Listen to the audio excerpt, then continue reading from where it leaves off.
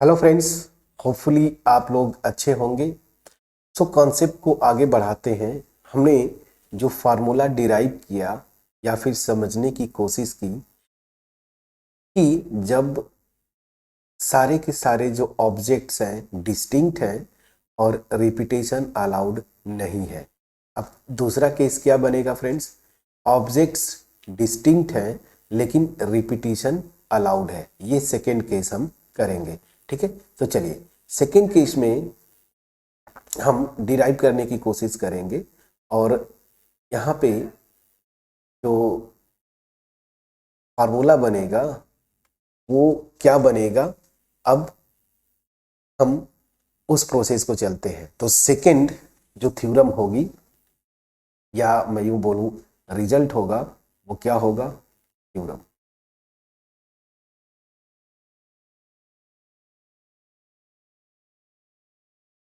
कि total number of permutations जब सारे के सारे ऑब्जेक्ट्स डिस्टिंक्ट हैं, ठीक है ना, n ऑब्जेक्ट्स हैं, उनमें से r ऑब्जेक्ट्स को लेके मैं अरेंज करना चाहता हूं, तो टोटल कितने अरेंजमेंट मिलेंगे प्रोवाइडेड रिपीटेशन इज अलाउड। तो चलिए, क्या मैं बोलना चाहता हूं? द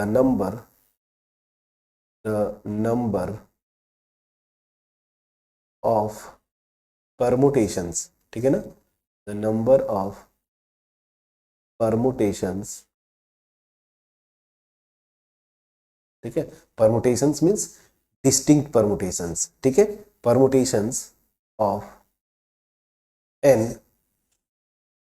डिस्टिंक्ट या different objects objects objects taken are at a time provided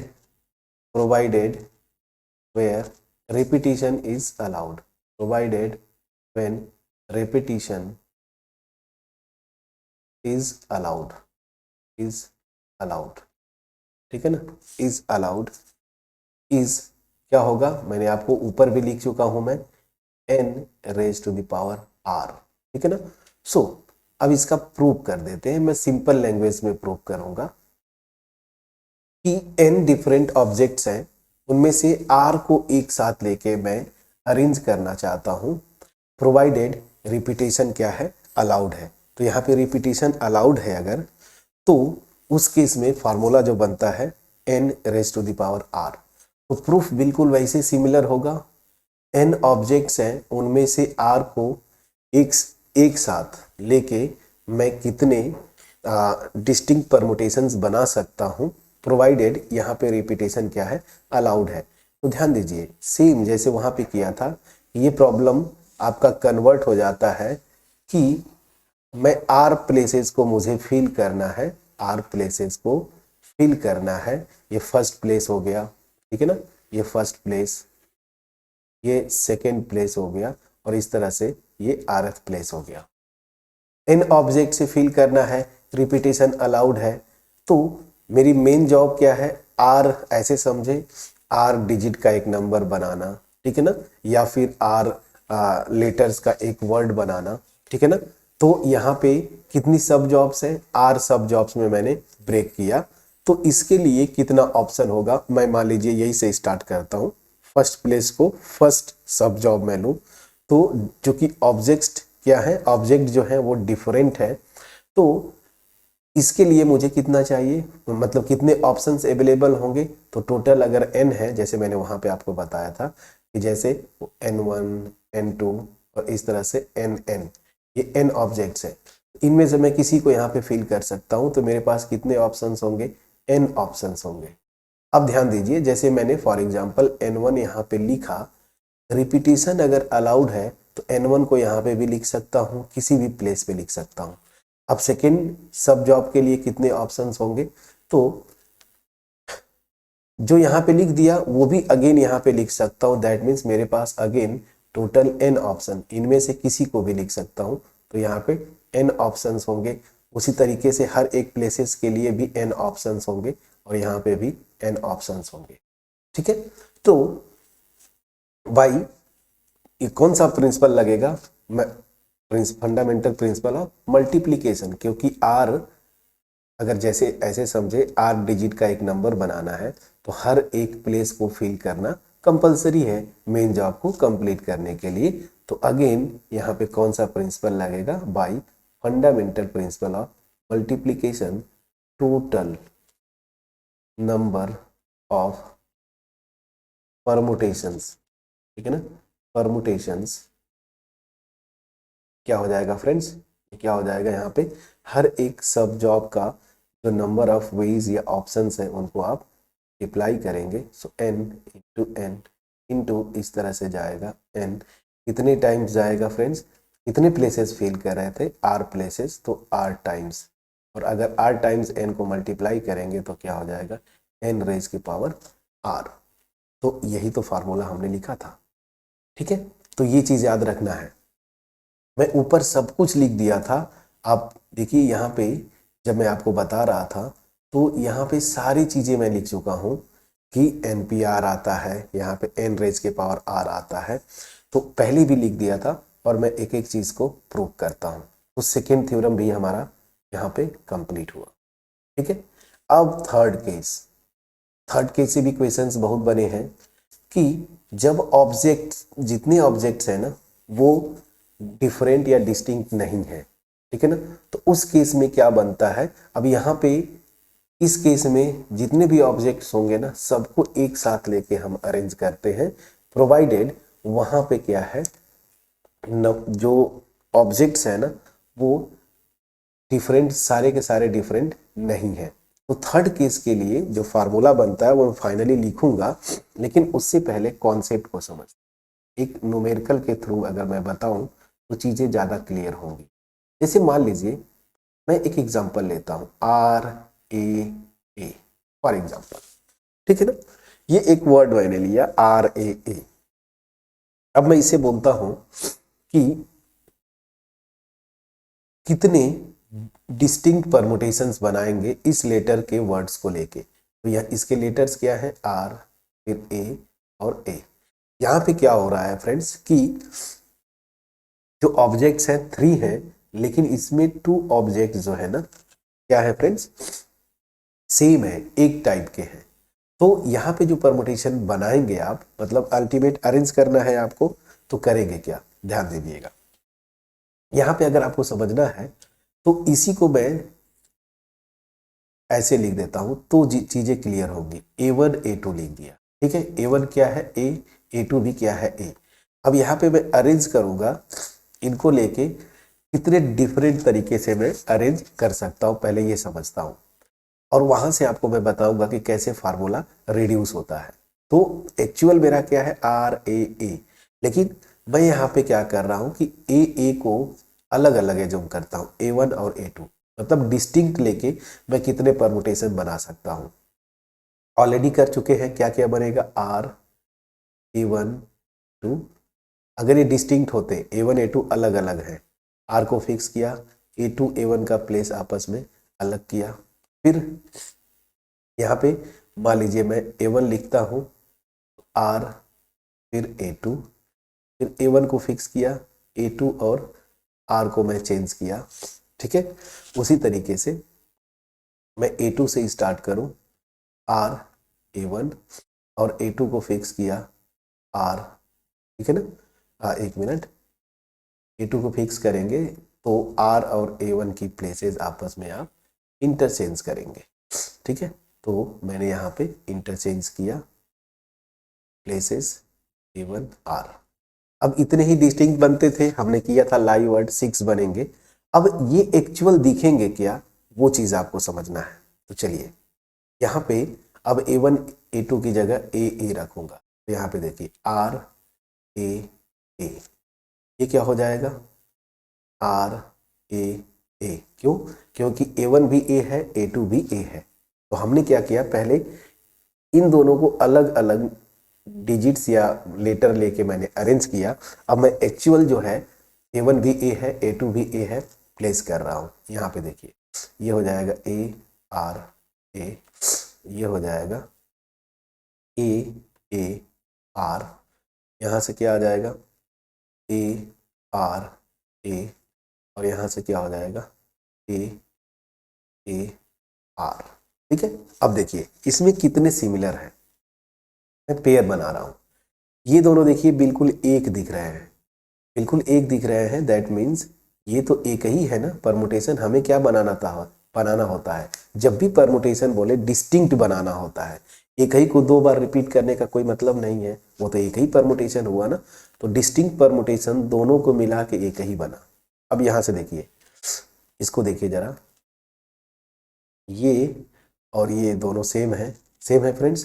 तो इन दोनों को ऐसे मिला के केवल एक बनेगा। उसी तरीके से देखिए ए आर, तो इन दोनों को मिला के ये वो एक ही बनेगा। तो कितना क्या क्या आएगा वो मैं लिखता हूं। तो यहाँ पे देखिए इन दोनों को, जो ये दोनों जो सेम थे ऐसे, वो क्या थे ए आर ए, ठीक है ना। और इस तरह से ये क्या हो जाएगा ए आर। तो अल्टीमेट जब दो ऑब्जेक्ट्स एक टाइप के थे, 3 ऑब्जेक्ट्स थे, तो मैं लेके डिस्टिंक्ट परमुटेशन जो बनाया वो मेरा कितना बना फ्रेंड्स, टोटल 3 बना। तो अगर मैं फार्मूला डिराइव करना चाहता हूं कि यहाँ पे फार्मूला क्या होगा, तो यहाँ पे देखिए n इजकल टू मेरा क्या है, इसमें n इजकल टू क्या है 3 ऑब्जेक्ट्स है। लेकिन इसमें जो R1, ये देखिए R1 नंबर लिख रहा हूं, ये ऐसे ऑब्जेक्ट्स की संख्या जो सिमिलर टाइप के हैं। तो यहाँ पे R1 मतलब A जो है सिमिलर टाइप के हैं, और कितने हैं 2 हैं, तो इसको मैं लिख दूंगा 2। अब जो मेरा फार्मूला बन रहा है, अल्टीमेट जो फार्मूला बन रहा है, आप देखेंगे फैक्टोरियल 3, ठीक है ना, या 3 फैक्टोरियल, जो फार्मूला मेरा बनेगा उसको मैं यहाँ पे लिखता हूँ, मैं जो डिराइव करना चाहता हूँ आपको। चलिए क्या है 3 फैक्टोरियल डिवाइडेड बाई 2 फैक्टोरियल, इसकी वैल्यू क्या होती है 3 इंटू 2 इंटू 1, नीचे वाला क्या होता है 2 इंटू 1, कितना आ जा रहा है 3। देखिए 3 मैंने डिराइव किया, ठीक है। तो इस यहाँ पे मैंने क्या किया, 3 ऑब्जेक्ट्स थे जिसमें 2 ऑब्जेक्ट्स जो है ना एक टाइप के थे, 2 ऑब्जेक्ट्स जो है एक टाइप के थे।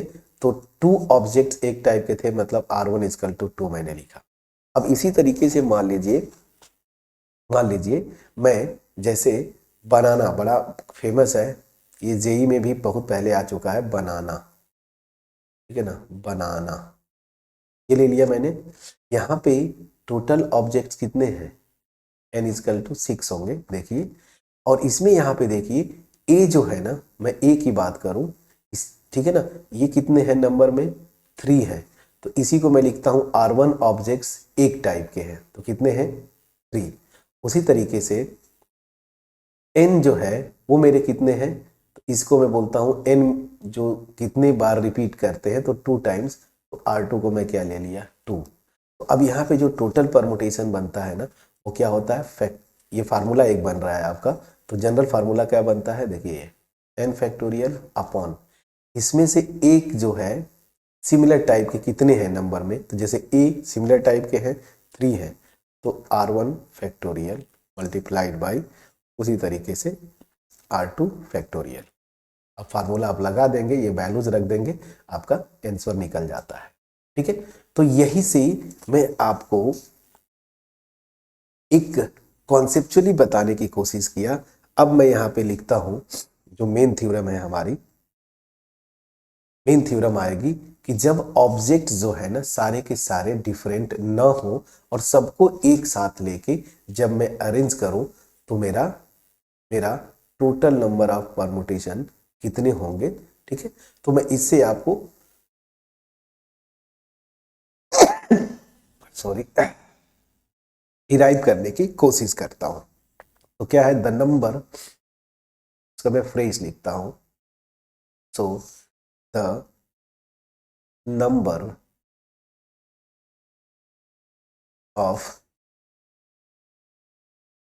Of permutations. अब परमुटेशंस बोले केवल मतलब डिस्टिंक्ट परमुटेशन की बात करते हैं। So the number of permutations of n objects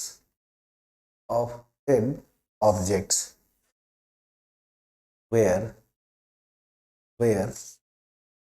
R1 objects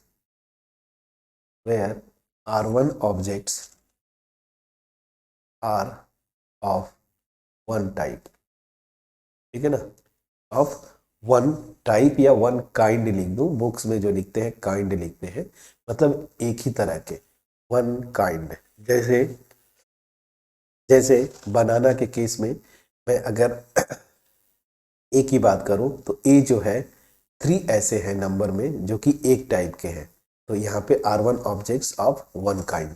उसी तरीके से R2 are of second kind. जैसे यहाँ पे n जो है कितने हैं, जो n है नंबर में कितने हैं, 2 है, ठीक है ना। सो दिस, और इस तरीके से डॉट डॉट, मैं यहाँ पे फार्मूला में क्या लिखा था उसको मैं लिख देता हूँ, m शायद मैंने लिया था, कहाँ गया, हाँ ठीक है, m मैंने लिया था, तो dot dot RM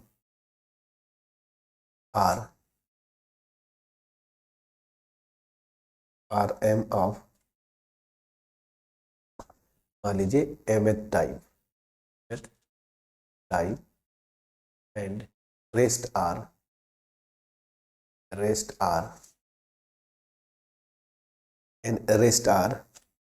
if any and rest are if any of different kind। जैसे यहाँ पे जो B है वो डिफरेंट काइंड का है, ठीक है ना, डिफरेंट काइंड इज। अब यहाँ से फार्मूला जो बनता है मैंने ऊपर लिखा हुआ है n factorial upon R1 factorial multiplied by R2 factorial, और इस तरह से मल्टीप्लाइड बाई RM फैक्टोरियल, ठीक है। तो क्वेश्चन में आप देखेंगे और तो बस निकालना होता है कि जैसे A कितने हैं वो R1 हो गया, n कितने हैं वो R2 हो गया। मान लीजिए और कुछ आता, जैसे यहाँ पे मैं आ जाऊं, हमारे चैनल का नाम क्या है, रिभया क्लासेस, रिभया क्लासेस। तो यहाँ पे आप देखेंगे टोटल नंबर्स कितने हैं, पहली चीज 3 3 और 1 7 है, तो यहाँ पे n इक्वल टू क्या हो जाता है 7। लेकिन सारे के सारे जो ऑब्जेक्ट्स हैं डिफरेंट है बस इनको छोड़ के, तो यहाँ पे केवल R1 ही आता है जो कि नंबर में कितने हैं 2, मतलब A जो है 2 है। तो अब रिभया वर्ड्स के लेटर्स को लेके मैं अरेंज करूंगा तो कितने डिफरेंट परमुटेशंस आएंगे, फार्मूला आपके सामने है, फैक्टोरियल n अपॉन, यहाँ पे चूंकि R1 एक ही है तो R1 फैक्टोरियल, तो क्या हो जाएगा 7 फैक्टोरियल अपॉन 2 फैक्टोरियल। अब इसकी वैल्यू कैलकुलेट कर लेंगे तो total number of distinct permutations मिल जाएगा। सिमिलरली बनाना में जैसे मैंने लिखा वहां पे आप निकाल लेंगे। सो ये तरीका है फ्रेंड्स, आपको मैंने जितने भी 2-3 एग्जाम्पल बता दिए, बनाना का बता दिया, रिभया का बता दिया, उस तरीके से मैंने जैसे RAA इसको बता दिया, ठीक है। इस तरीके से बहुत सारे, जैसे आपका बहुत कॉमन था जब हम लोग स्टूडेंट लाइफ में थे, इलाहाबाद आता था, तो इलाहाबाद के कितने बनेंगे, जैसे इलाहाबाद मैं लिख दूं इलाहाबाद, अब तो ये प्रयागराज हो गया लेकिन पहले आता था इलाहाबाद। टोटल कितने हैं 3 3 3। तो यहाँ पे देखिए अगर मैं बोलूं इलाहाबाद के जो वर्ड है इसके लेटर्स को लेके एक साथ मैं अगर अरेंज करूं तो टोटल कितने डिफरेंट अरेंजमेंट्स बनेंगे, परमुटेशंस बनेंगे, या कितने डिफरेंट वर्ड्स बनेंगे। तो फार्मूला क्या है, यहाँ पे बस आपको यही निकालना होता है, n कितना है टोटल मेरा 9 है, ठीक है ना। अब काउंट करिए, यहाँ पे अगर आप ध्यान देंगे तो l कितने हैं मेरे, यहाँ पे देखिए 2, तो इसी को मैं फार्मूले में क्या लिख रहा हूँ R1। उसी तरीके से आप देखेंगे E कितने हैं 1 2 3, तो A कितने हो जाते हैं, तो यहाँ पे देखिए ए ए मेरे आ जाते हैं 3, प्लीज समझिएगा, ठीक है ना। एक नहीं, 3 नहीं है फ्रेंड्स, देखिए 4 है, 1 2 3 4, 4 हो जाते हैं। इसी को मैं क्या बोलता हूँ फार्मूले में R2। तो टोटल कितने डिफरेंट वर्ड्स बनेंगे या कितने टोटल डिस्टिंक्ट परमुटेशंस या कितने डिस्टिंक्ट अरेंजमेंट्स बनेंगे, तो फार्मूला क्या से आप रखेंगे तो 9 फैक्टोरियल अपॉन ये R1 मतलब 2 फैक्टोरियल मल्टीप्लाइड बाई 4 फैक्टोरियल, ठीक है ना। बस अब इसको आप मल्टीप्लाई करके आंसर निकाल लेंगे, ठीक है ना। सो इस तरीके से मल्टीप्लाई करना मतलब इसको सिंप्लीफाई करिए, जैसे कैसे करेंगे 9 इंटू 8 इंटू 7 इंटू 6 इंटू 5 और यहाँ पे 4 फैक्टोरियल लिख दीजिए। उसी तरीके से ये 2 फैक्टोरियल हो गया और यहाँ पे 4 फैक्टोरियल हो गया। अब 4 फैक्टोरियल यहाँ से कैंसिल और 2 फैक्टोरियल की वैल्यू 2 होती है, इसमें आप कैंसिल कर दीजिए, मान लीजिए 2 4 जा 8, ठीक है ना। अब इनको मल्टीप्लाई कर लीजिए, मल्टीप्लाई करेंगे तो 7560 आता है। उसी तरीके से रिवया के लिए आप कर लीजिए 7 multiplied by 6 multiplied by 5 multiplied by 4 multiplied by 3 multiplied by 2 factorial और नीचे 2 फैक्टोरियल है, तो कैंसिल कर दीजिए, इसको कैलकुलेट कर लीजिए, जितना आएगा वो टोटल डिस्टिंक्ट परमुटेशंस हो जाएंगे। उसी तरीके से बनाना वाला केस में आप कर लेंगे, 6 वर्ड्स थे तो 6 फैक्टोरियल अपॉन R1 कितना है 3, तो 3 फैक्टोरियल इंटू 2 फैक्टोरियल, यही होगा, प्लीज चेक करिएगा। तो यहाँ पे 6 5 इंटू 4 इंटू 3 फैक्टोरियल रख दीजिए अपॉन 3 फैक्टोरियल और इंटू 2 फैक्टोरियल, 3 फैक्टोरियल 3 फैक्टोरियल से कैंसिल, 2 फैक्टोरियल की वैल्यू 2 होती है, किसी से कैंसिल आउट कर दीजिए और यहाँ से देखेंगे 6 5 जा 30 और 2 जा 60, तो टोटल कितना आ जाएगा 60, ठीक है फ्रेंड्स। सो ये जो डिफरेंट 3 टाइप्स के परमुटेशंस के जो फार्मूले या कॉन्सेप्ट होते हैं, अब आपको मैंने एक एक फार्मूला डिराइव किया, वापस जाएं और इस टेबल को नोट्स पे जरूर बनाएं। बस इतना समझ में आ गया, ये नोट्स में आप बनाएंगे कब कहाँ पे कौन फार्मूला लगता है। अक्सर मैंने देखा है स्टूडेंट्स को स्ट्रगल करते हुए, तो क्या है ऑब्जेक्ट्स पे डिपेंड करेगा, जिन ऑब्जेक्ट्स को लेके आपको मतलब अरेंज करना है उनको पहले पहचानिए, सारे के सारे डिस्टिंक्ट हैं या डिफरेंट हैं या नहीं। तो अगर डिफरेंट है तो फर्दर क्वेश्चन के अकॉर्डिंगली रिपीटेशन अलाउड है या नहीं है। मैं बार बार बोल रहा हूं ऑब्जेक्ट डिफरेंट है और आपको बोलता है कि कितने परमुटेशंस बनेंगे, कितने डिस्टिंक्ट परमुटेशंस बनेंगे, तो जब तक न बोले आपको यही केस लेके चलना है कि रिपीटेशन अलाउड नहीं है। रिपीटेशन अलाउड होगा तो क्वेश्चन में लिखेगा, अदरवाइज आप यही मान के चलेंगे कि रिपीटेशन अलाउड नहीं है। तो रिपीटेशन अलाउड नहीं है, ऑब्जेक्ट डिफरेंट है, NPR लगाइएगा।